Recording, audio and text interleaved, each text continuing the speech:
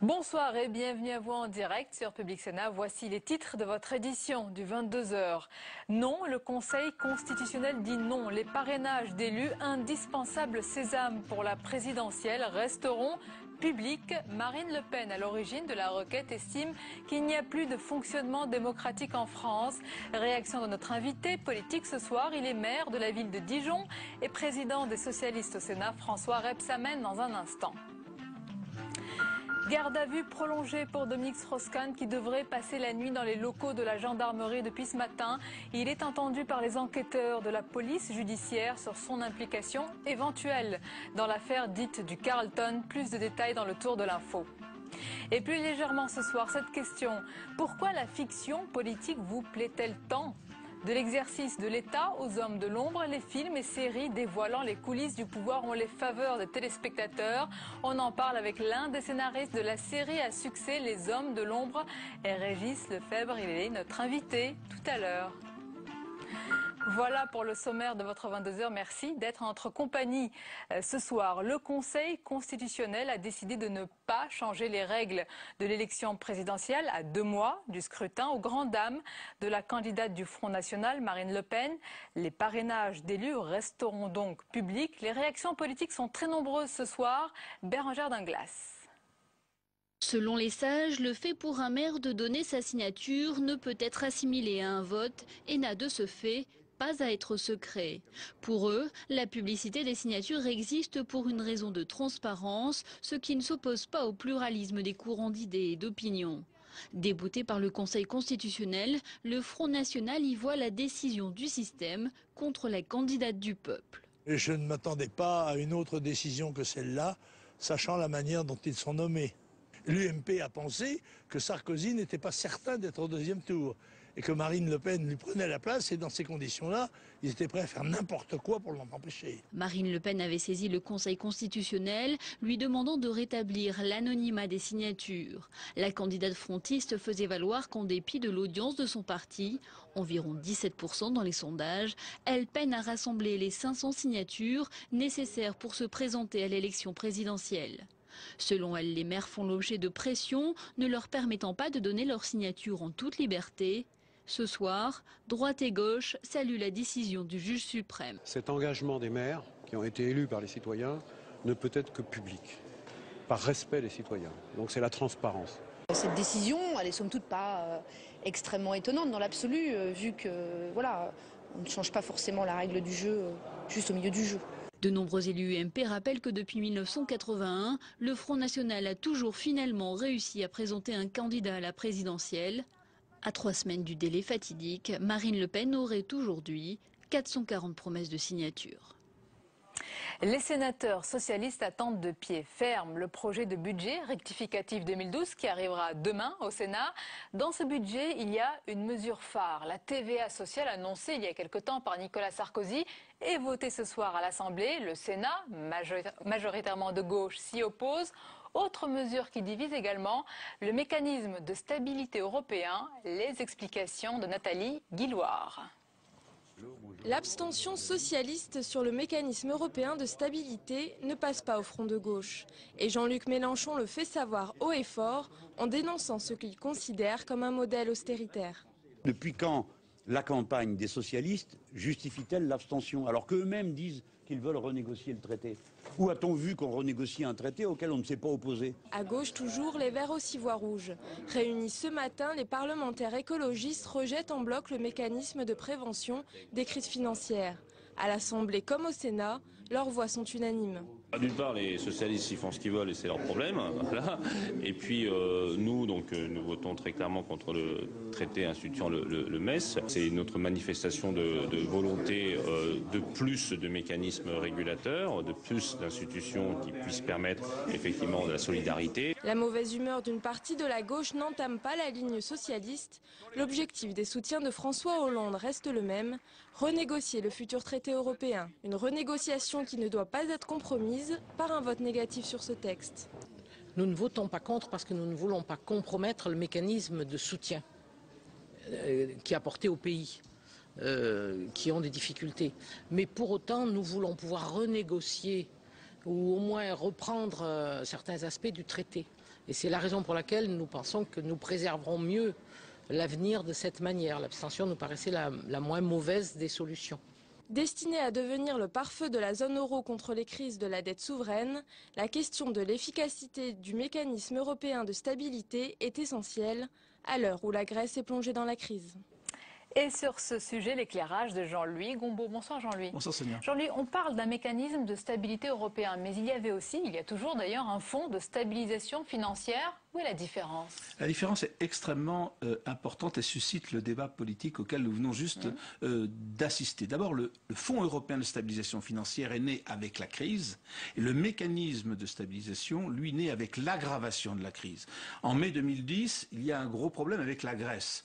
Qu'est-ce qu'on fait de la Grèce qui est au bord de la cessation de paiement? On crée ce fonds de façon à pouvoir aider la Grèce. Puis après est apparu l'Irlande, après est apparu le Portugal, et dès décembre 2010, on s'est aperçu qu'il n'y avait pas assez d'argent à l'intérieur du Fonds européen de stabilisation financière. Alors, il aurait fallu mettre plus d'argent à l'intérieur. Mais en réalité, on s'est aperçu que la question était beaucoup plus complexe que cela. Non seulement il fallait augmenter l'argent, mais d'autre part, on s'apercevait qu'on devait passer à un autre stade. Non seulement une aide ponctuelle à tel ou tel pays, mais mettre en place un mécanisme où l'aide serait permanente, quasiment permanente, car on voyait bien que la crise n'était pas que ponctuelle et momentanée, mais véritablement structurelle, et qu'on aurait à mettre en place des solidarités permanentes, ce qui n'était pas prévu à l'intérieur du fonds. Et en plus, avec l'évolution de la situation grecque, on s'est aperçu qu'un pays comme la Grèce qui recevait ces aides ne remplissait pas toujours les conditions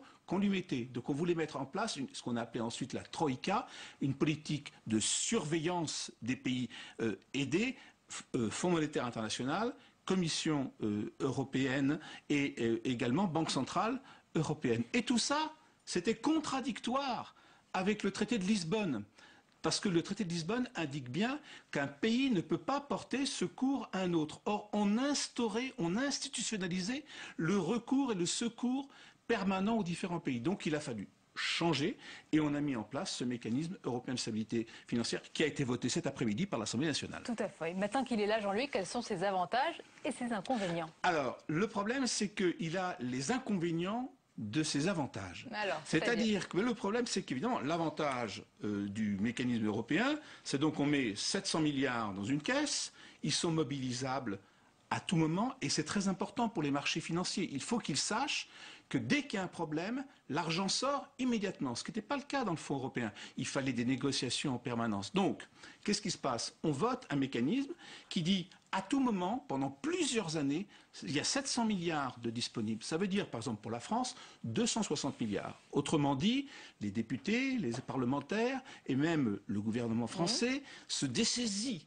Il s'engage par avance à ce que les 260 milliards soient débloqués à tout moment. Une semaine, il y a marqué une semaine dans le mécanisme. Donc, il y a quelques heures, il faut que l'argent sorte. Donc là, il y a un véritable problème, mais c'est nécessaire si on veut intervenir immédiatement. En plus, il y a la surveillance, c'est-à-dire qu'en fin de compte, on ne peut aider les pays que s'ils ont signé le fameux traité en négociation dans lequel il y a la règle d'or. Et là, on voit le problème des socialistes qui disent si je vote le mécanisme, en fin de compte, je vote la règle. Voilà, pour le traité. Et je m'engage pour le traité. Mais si je ne vote pas le mécanisme, à ce moment-là, je laisse la porte ouverte à la spéculation, d'où cette contradiction et l'abstention. Merci beaucoup, Jean-Louis, pour cet éclairage. En tous les cas, sur ce sujet du mécanisme et sur la TVA sociale, la bataille, on va le voir, on le voit d'ailleurs, promet d'être animée dès demain au Sénat entre gauche et droite. Cela se passe, bien sûr, en pleine campagne présidentielle. On va en parler dans un instant avec notre invité politique. C'est le président du groupe socialiste au Sénat, mais d'abord les faits avec Fabrice Cunet. Nous ne sommes pas favorables au fait que tous les Français payent une augmentation de TVA, y compris ceux qui ont le moins d'argent, donc on ne peut pas laisser passer cela. Début du bras de fer au Sénat sur la TVA sociale. Pas question de voter un texte du président désormais candidat. Le gouvernement défend cette réforme en annonçant autour de 100 000 créations d'emplois sur 3 ans. Le PS n'a pas le même scénario. J'arrive à un calcul qui fait qu'on pourrait être entre une fourchette de peut-être moins 20 000, plus 10 000 emplois. Donc je suis de toute façon très loin du chiffre avancé par Madame Pécresse. S'il défend l'idée d'un changement dans le financement de la protection sociale, le centriste Jean Arthuis critique le calendrier comme la méthode et les chiffres avancés par le gouvernement. Je trouve que toutes ces prévisions sont sujettes à caution naturellement, mais pourquoi si peu et pourquoi si tard? À l'UMP, la consigne est donnée de serrer les rangs malgré certaines réticences au départ. Cette bataille de chiffres, en réalité, elle est juste là pour stériliser le débat. Une fois de plus, une fois de plus. Et moi, ce que je trouve dramatique, c'est qu'aujourd'hui, le Sénat stérilise tout. L'OFCE, dans une récente étude, renvoie tout le monde dos à dos. Le résultat sur l'emploi de la TVA sociale serait nul. Si chacun avance son scénario, c'est qu'il dépend en fait de la réaction des chefs d'entreprise face à une baisse des charges. Une réaction difficile à prévoir dans un contexte économique fragile.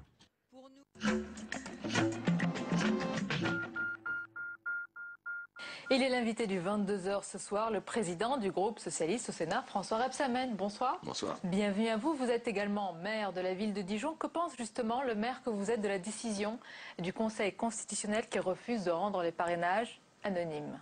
Écoutez, jusqu'à preuve du contraire, moi je soutiens cette décision du Conseil constitutionnel puisque le système a jusqu'à présent bien fonctionné. Pour vos candidats, pour le candidat socialiste et les autres? Non, pour quasiment tous les candidats, jusqu'à aujourd'hui. On verra ce qu'il en est le 20 mars au moment de l'échéance finale des dépôts de candidature. Mais jusqu'à présent, pas un candidat représentatif au cours des dernières élections présidentielles n'a été écarté. Et donc, il y a quand même toujours cette manie qu'a la candidate ou le candidat du Front National de faire pression en disant je n'ai pas les signatures, je n'ai pas les signatures. Mettons de côté leur manie. Si cette fois-ci, ça peut arriver, les candidats n'arrivent pas à avoir ces fameux 500 parrainages et ils restent sur le bas-côté de la route présidentielle. Marine Le Pen, Dominique de Villepin, est-ce que vous diriez, eh bien, tant pis pour eux?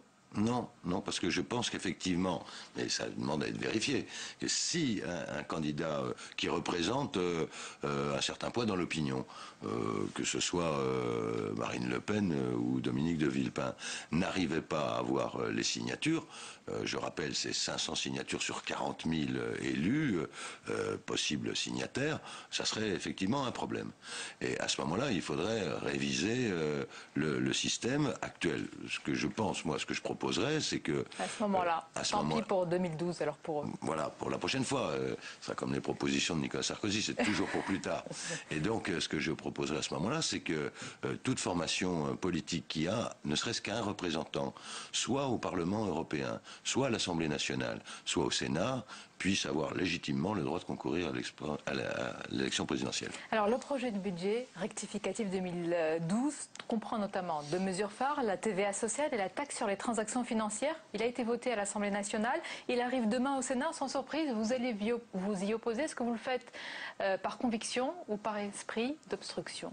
Non, pas d'obstruction, on l'a toujours dit, pas d'obstruction ici au Sénat. Donc on va défendre, j'ai demandé que le temps de débat général soit allongé. Pendant 3 heures, on va avoir une explication. Pour une réponse attendue.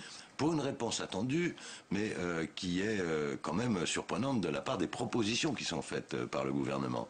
Car le groupe socialiste, cette année et les années précédentes, avait déjà proposé cette taxe sur les transactions financières. J'ai moi-même co-signé une proposition de loi justement. Et elle avait été complètement rejetée, et je peux dire presque sous les... Ils sont revenus à la raison, un peu tard. Mais dans le projet de loi de finances rectificative, il y a aussi la TVA sociale. Or, cette mesure qui ne s'appliquerait, je dis bien qu'il ne s'appliquerait, non pas qu'il s'appliquera, qui ne s'appliquerait qu'au 1er octobre de l'année prochaine, elle n'est là aujourd'hui que pour aider, entre guillemets, le candidat Sarkozy à faire comme s'il voulait trouver une solution après 5 ans d'inaction dans ce secteur. Et donc on ne peut pas accepter ainsi de transférer des charges supplémentaires du pouvoir d'achat en moins sur les catégories les plus défavorisées actuellement. Soit sur la TVA sociale, vous l'avez toujours dit, mais il y a aussi le mécanisme européen de stabilité. Il s'agit en fait, on va le dire aux téléspectateurs, de renforcer ce mécanisme de solidarité dans la zone euro. Vous allez le rejeter aussi? Nous allons nous abstenir. sur ce texte pour 2 raisons. D'abord parce que ce mécanisme de stabilité financière, nous souhaitons qu'il soit mis en place. Et nous l'avons demandé depuis fort longtemps. Mais par une astuce juridique, difficile à expliquer aux téléspectateurs, il est lié aujourd'hui, il y a un lien direct avec le futur traité européen que le candidat François Hollande veut renégocier.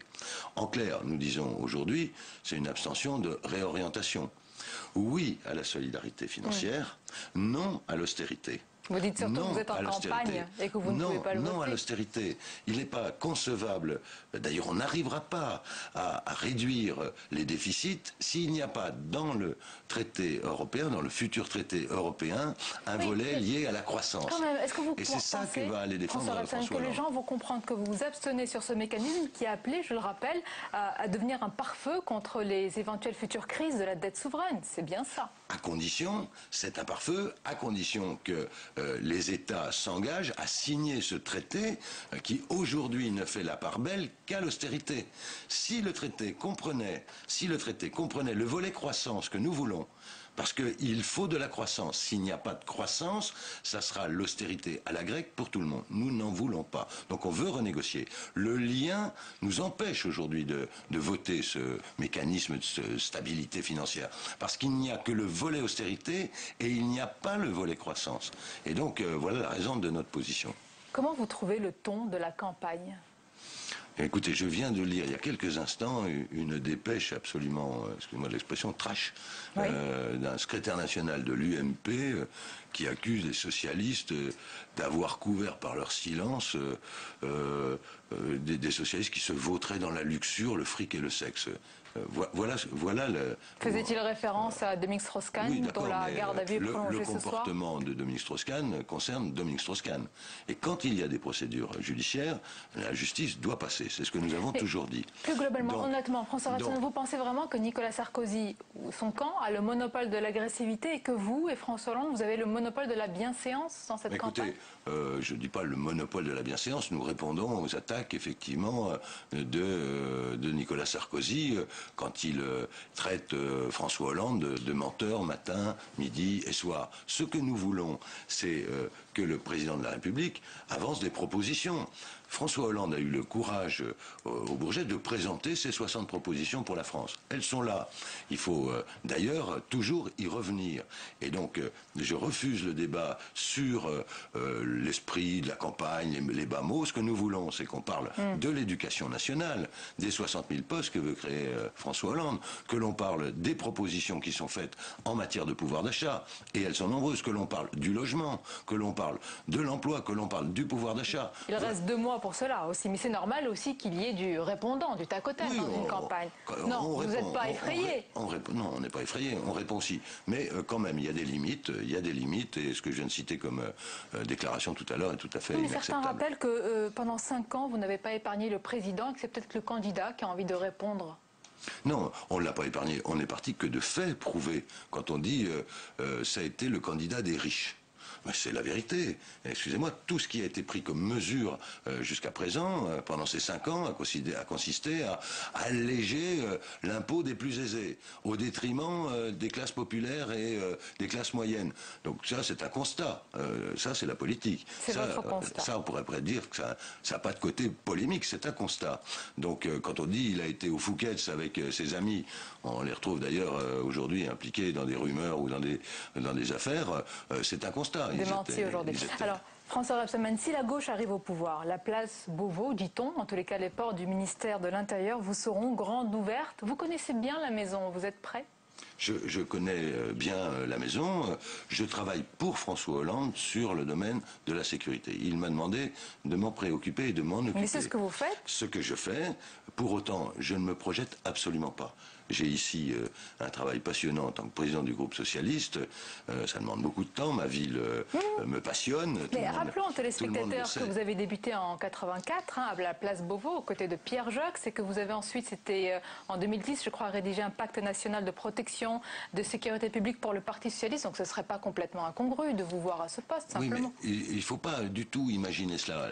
Aujourd'hui, toute la volonté de ceux qui entourent François Hollande dans ce qu'on appelle des pôles de travail, eh bien, sont au service de François Hollande pour lui fournir des propositions, des argumentaires, pour prendre des positions, pour défendre bien sûr les avancées que nous ferons dans ces secteurs. Bon. Moi, je le fais dans le domaine de la sécurité. Je ne persévère pas sur la question, mais quel que soit le ministre de l'Intérieur, si la gauche arrive au pouvoir en 2012, est-ce que vous diriez qu'il est normal qu'il y ait des changements à des postes importants pour les préfets, pour les magistrats, pour les policiers, pour les hauts fonctionnaires ? Oui, et je vais vous dire, pour quelques postes sensibles, il n'est pas concevable que, d'ailleurs pour eux-mêmes, que ceux qui ont mené la politique voulue par Nicolas Sarkozy puissent la mener pour François Hollande, si François Hollande, bien sûr... Mais c'est pas une chasse aux sorcières. Ça n'a rien à voir avec une chasse aux sorcières. Ce que je souhaiterais, et ce que nous voudrions, c'est qu'on retrouve aujourd'hui un état d'esprit dans la fonction publique qui fasse que ceux qui rentrent dans la fonction publique sachent que c'est en fonction de leurs compétences, c'est en fonction de leur mérite qu'ils auront des promotions et non pas en fonction de leurs amitiés avec le président de la République. Parce qu'aujourd'hui... Quel que soit ce président. Quel que soit ce président. On ne se prévaut pas d'abord de sa compétence, on se prévaut d'abord de son amitié. Merci beaucoup, François Rebsamen. C'est moi qui vous remercie. Merci.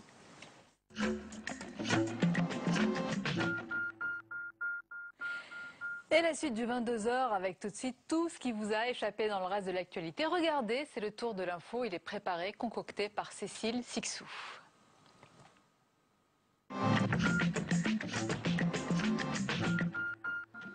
Dominique Strauss-Kahn passera la nuit dans les locaux de la gendarmerie lilloise ce matin, comme le veut la procédure.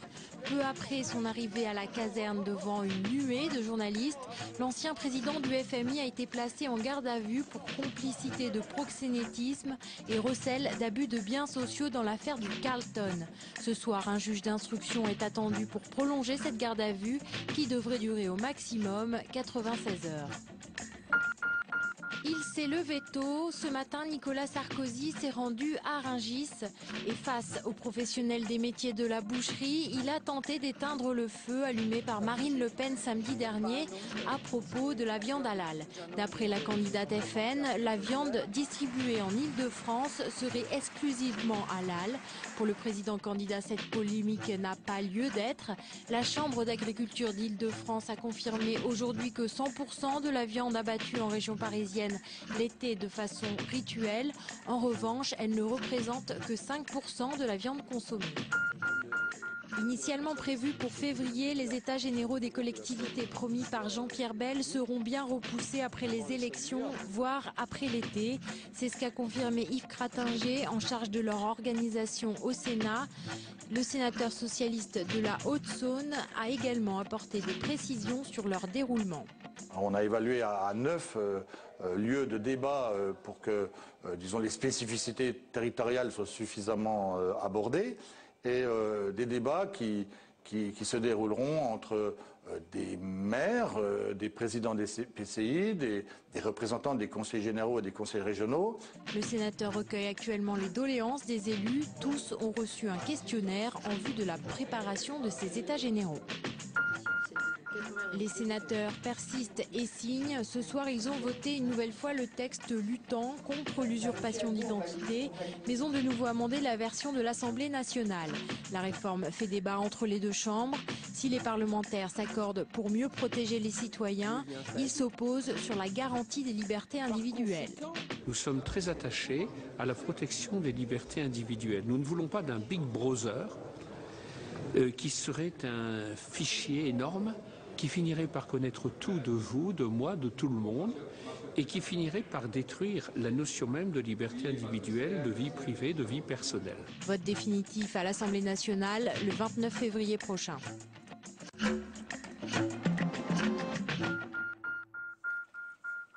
Sur grand et petit écran, la politique inspire les scénaristes et plus seulement les anglo-saxons. Les réalisateurs français s'y mettent aussi. De l'exercice de l'État aux hommes de l'ombre, ils filment avec réalisme les coulisses de l'État et ça vous plaît.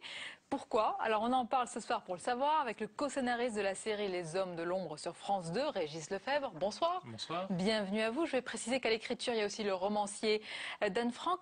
C'est quoi la recette d'une série réussie sur le pouvoir comme la vôtre qui plaît beaucoup aux téléspectateurs? Je pense que la recette réussie, c'est d'abord des personnages. Et c'est ce qui se rapproche de la politique actuelle. C'est-à-dire que la politique actuelle, ce sont des personnages. La télévision, la médiatisation des campagnes font qu'on s'attache à la personnalité et ce sont des personnages. Après, c'est une histoire qui fait œuvre de réalisme. C'est-à-dire que c'est comme si c'était vrai. Et je pense que les téléspectateurs se sont dit, tiens, tout ce qu'on nous raconte pourrait être vrai.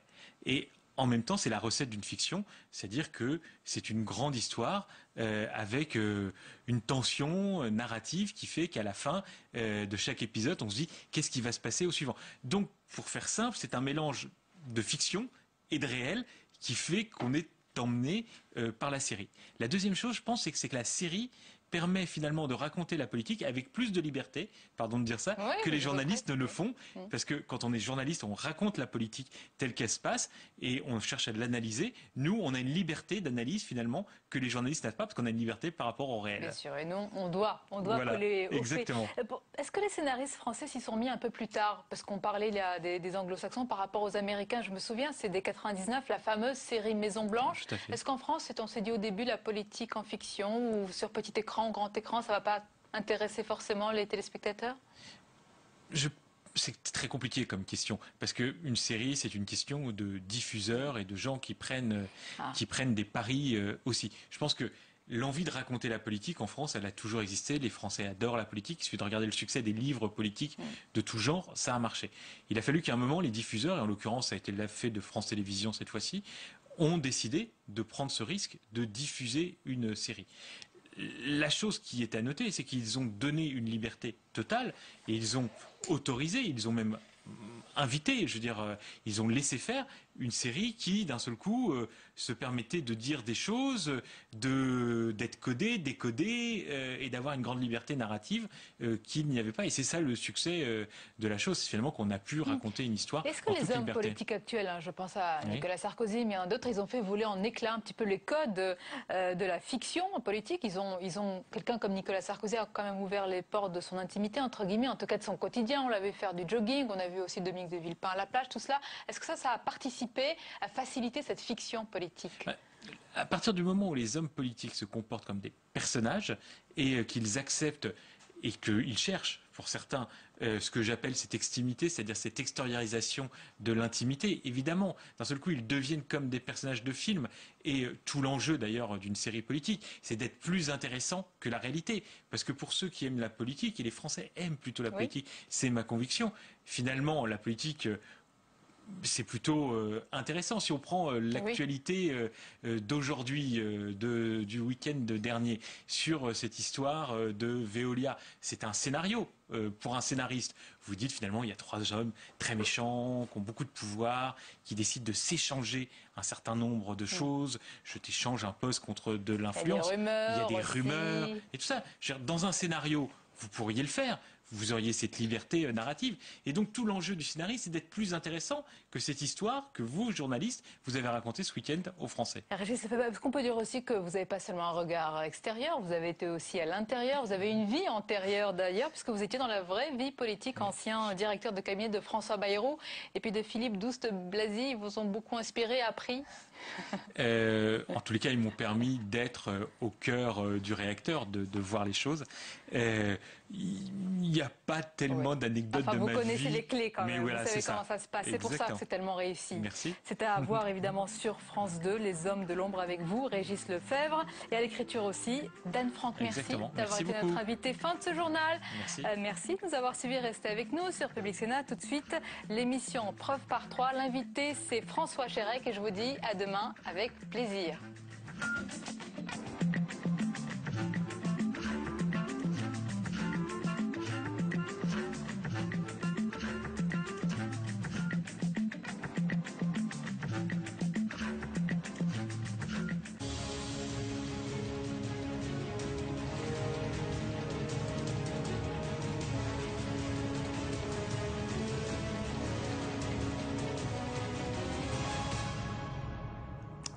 François Chérec, le secrétaire général de la CFDT, l'invité de Preuve par 3. Bonsoir, monsieur Chérec, merci d'être avec nous.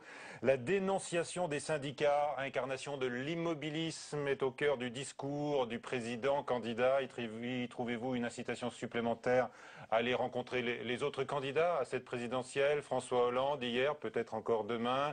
Aujourd'hui même, François Bayrou, vous nous le direz, avant d'être interrogé dans un quart d'heure par Bruno Franceschi de l'agence France-Presse, notre partenaire, notamment sur la journée d'action du 29 à dimension européenne, et puis également sur le rapport Perruchot, le financement des centrales syndicales. Et puis ensuite, Michael Zamès de Public Sénat nous rejoindra pour évoquer avec vous votre désir de départ après 10 ans à la tête de la CFDT. Ah, oui, vous ne démentez pas, hein, c'est bien votre volonté. C'est mon dernier mandat, ça je l'ai annoncé. C'est ça. Oui. Alors voilà, et vous nous direz si vous pourriez même anticiper les échéances, si un projet de reconversion pouvait voir le jour dans les jours peut-être qui viennent. On ne sait jamais. Vous plaisantez. Non, on verra ça tout à l'heure. En tous les cas, vous êtes inquiet de la démarche autoritaire de Nicolas Sarkozy après sa charge contre les corps intermédiaires, bien sûr au premier chef les syndicats. Vous n'avez pas, je vous cite encore, la même conception de la démocratie. Alors je traduis vos propos, François Chérec, vous appelez un changement de président de la République. Non, parce que c'est pas mon rôle d'appeler un changement de président de la République. Ça, c'est aux Français qui décident. Mais surtout, je veux noter, je dirais, l'écart entre les pratiques du président de la République, en particulier sur le dialogue social.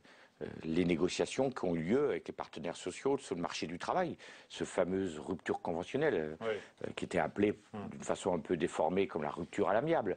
Sur la formation professionnelle, elle a signé un accord, à chaque fois repris dans la loi.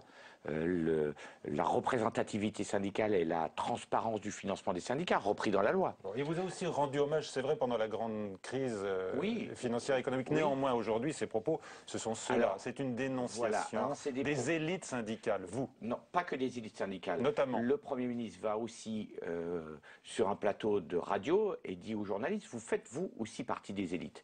Oui, mais les mots ont du sens. C'est-à-dire que lorsqu'on est face à une personne qui se présente à la réélection et qui dit entre moi et le peuple, tout ce qui est entre les deux me gêne, me pose problème, parce que m'empêche de parler directement au peuple. Et de réformer en profondeur. D'abord, c'est une vision de la société qui est quand même un peu anachronique par rapport à la réalité de la société française, qui est une société où les syndicats existent et ils sont forts, même s'il manque d'adhérents, où la société civile, c'est-à-dire le monde associatif, est toujours puissant, et qui est facteur de, je dirais, de paix sociale parfois, mais aussi d'aide aux plus démunis quand ils ont besoin des associations. Et je dis que quand une personnalité politique, quelle qu'elle soit, dit entre moi et le peuple, je ne veux plus rien voir, c'est une conception de la démocratie qui n'est pas celle de la CFDT, c'est une démarche autoritaire. Oui, d'accord. Bon, alors, donc j'essaie d'en tirer une fois de plus les conclusions. Donc logiquement, ça n'est pas votre candidat, quoi. Écoutez, vous en tirez les conclusions que vous voulez. J'aimerais l'entendre